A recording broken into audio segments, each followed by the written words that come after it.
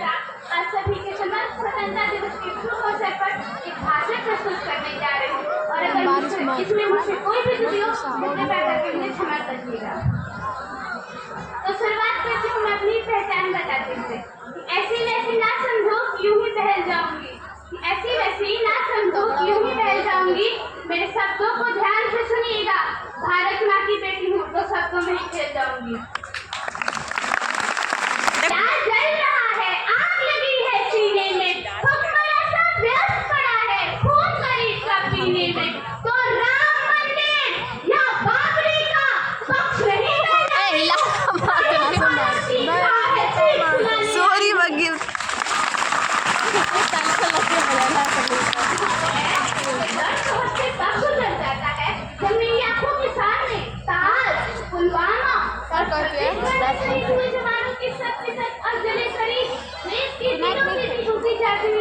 और कश्मीर में खून से खली हुई लाल रंग की सड़कों के दृश्य सामने आ गए।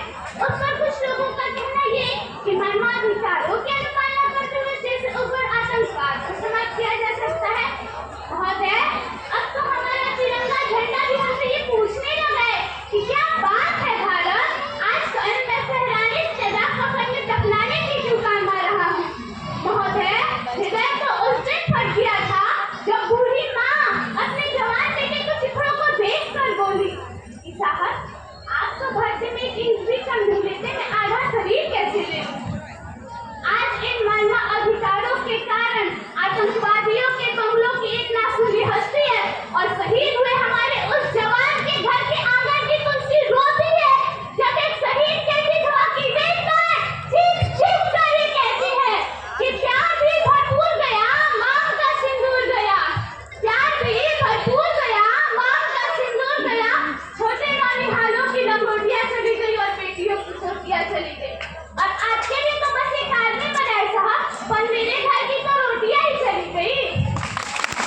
अनावश्यक है क्योंकि इतिहास गवाह है पहल करके बड़े बड़े युद्धों के परिणाम बदल दिए गए हैं, परंतु आज मानवाधिकारों के कारण हमारे देश के जवान इस कदर मजबूर हैं कि वो अपनी ड्यूटी पर होकर भी पहल करने लगते हैं।